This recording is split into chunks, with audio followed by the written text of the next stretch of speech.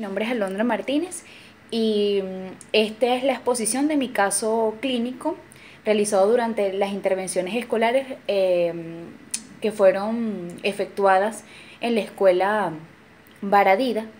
Las mismas se hicieron por medio de una alumna que tiene espectro autista, diagnosticado hace muchos años, y está recién mudada a la ciudad, pero por problemas económicos de su familia no ha podido asistir a terapia en la actualidad.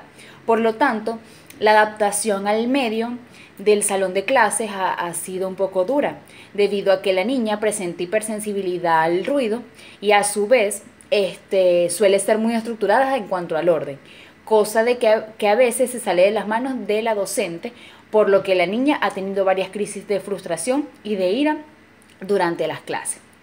El instrumento utilizado, el motivo de consulta, bueno, en principio fueron las crisis o la frustración que vivía la nena en el salón de clase.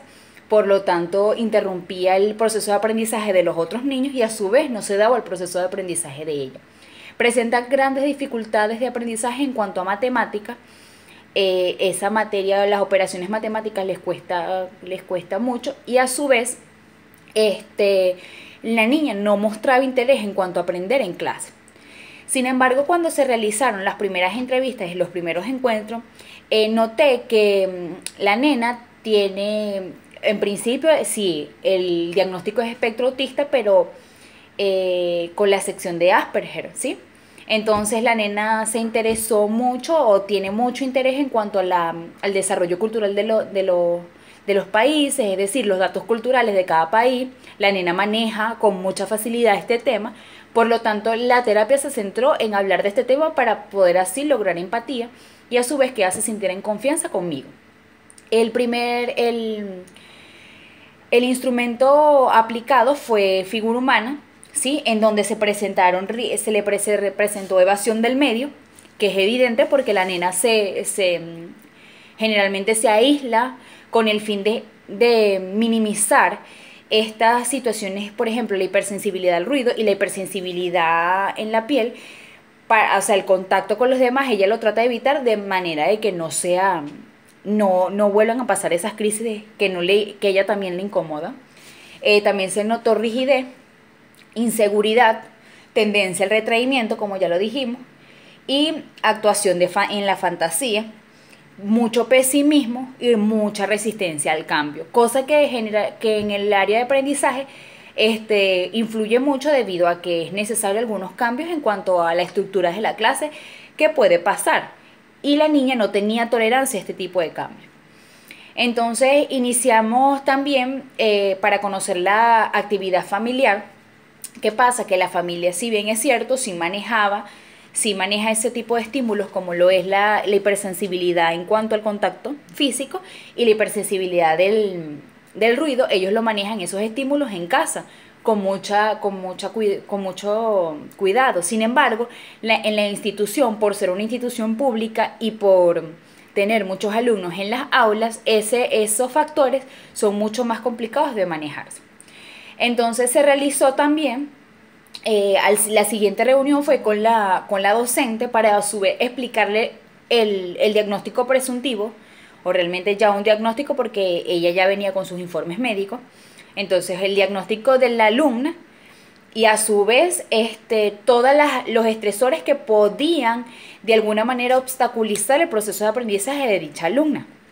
Y también se realizó una organización exhaustiva del salón de clase, de manera de que la alumna, por ejemplo, en las actividades en donde se requiere mucha concentración, se le puso una silla aparte, especialmente en las actividades con respecto a las matemáticas. Entonces se le puso una silla, un pupitre aparte, de manera de que ella pudiera hacer sus actividades alejadas del grupo, porque por lo general se desconcentraba mucho con el grupo. Pude conseguir por unos amigos unos pósters sobre la cultura de otros países. Se le colocaron en el salón, lo que a la niña le atrajo mucho en la parte visual, y eso le llamó mucha atención, y entonces eso permitió que se abriera un poquito más en cuanto al entorno del medio del salón. También se desarrollaron actividades interactivas con la sección, ¿sí? Es decir, la alumna, un día que la alumna estuvo enferma, entonces no volvió ese día a clase. Ese día aprovechamos y hicimos un desarrollo de un foro con respecto a lo que le estaba pasando a la niña, porque los niños de alguna manera se sentían incómodos con que no se podían acercar a ella, no la podían tocar porque ella presentaba esta hipersensibilidad. También se sentían incómodos con los ataques de frustración que le daban a la nena. Entonces, para generar comprensión en cuanto a ellos con la nena, entonces pudimos lograr hacer un foro y a su vez explicarle cómo manejar ese tipo de situaciones en cuanto a la convivencia con un paciente autista. Luego también hubo observaciones de la dinámica de las clases de matemática, especialmente, que es donde se presentan más problemas, a ver cómo se estaban dando estas clases, y efectivamente las clases no se estaban utilizando medios muy visuales, por lo tanto la niña no se interesaba, además no le tocaba el tema de las culturas, no lo relacionaba. Entonces, eso también nos sirvió como datos para poder generar. Se generó un sistema de recompensa en cuanto al control de la frustración y la ira. Entonces, le dábamos recompensas de caramelo, ¿sí?, que es un dulce muy favorito de ella. Entonces le damos recompensas de caramelo cuando podía controlar la ira y la frustración ante los estresores, que en caso sería contacto físico o mucho ruido. También se le desarrollaron relajaciones musculares por medio de música clásica durante las terapias. Se le realizó una actividad dentro de la terapia donde pudiéramos trabajar la potenciación por medio de recompensa. Entonces, trabajé la potenciación matemática y se le daban recompensas cuando entendía el objetivo.